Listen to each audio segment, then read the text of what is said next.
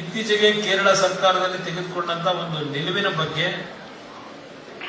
ರಾಜ್ಯದಾದ್ಯಂತ ಈಗಾಗಲೇ ಒಂದು ಪ್ರತಿಭಟನೆಗಳು, ಅಸಮಾಧಾನಗಳು ಪ್ರಾರಂಭ ಆಗಿದೆ. ಇತ್ತೀಚಿನ ದಿನಗಳಲ್ಲಿ ರಾಜಕೀಯವಾಗಿ ಚುನಾವಣೆಗಳು ಬರ್ತಕ್ಕಂಥ ಸಂದರ್ಭದಲ್ಲಿ ಕೆಲವು ರಾಜ್ಯಗಳಲ್ಲಿ ಈ ರೀತಿಯ ಒಂದು ಸೂಕ್ಷ್ಮವಾದ ವಿಚಾರಗಳನ್ನ ಅವರ ಒಂದು ವೈಯಕ್ತಿಕವಾದಂತ ರಾಜಕೀಯ ಒಂದು ಶಕ್ತಿಯನ್ನ ಬೆಳೆಸ್ಕೊಳ್ಳಿಕ್ಕೆ ಭಾಷೆಗಳ ಮೇಲೆ ಗದಾ ಪ್ರಹಾರ ಮಾಡ್ತಕ್ಕಂಥದ್ದೇನಿದೆ,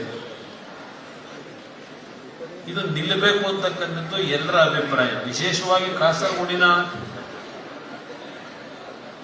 ಸುಮಾರು 100ಕ್ಕೆ 80 ಭಾಗದ ಕುಟುಂಬಗಳು ಶೇಕಡವಾರು ಎಲ್ಲರೂ ಕನ್ನಡವನ್ನೇ ಇವತ್ತು ಮನೆಯಲ್ಲಿ ಮಾತಾಡ್ತಾರೆ. ಶಾಲೆಗಳು ಇರ್ತಕ್ಕಂಥದ್ದು ಕನ್ನಡ ಶಾಲೆಗಳೇ.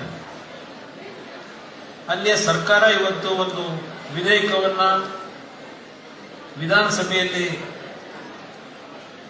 ಜಾರಿಗೆ ತರಲಿಕ್ಕೆ ಪ್ರಯತ್ನ ಪಟ್ಟಿದ್ದಾರೆ. ಅದರ ವಿರುದ್ಧ ನಾವೆಲ್ಲ ಹೋರಾಟ ಮಾಡಬೇಕಂತ ಅನಿವಾರ್ಯತೆ ಇದೆ.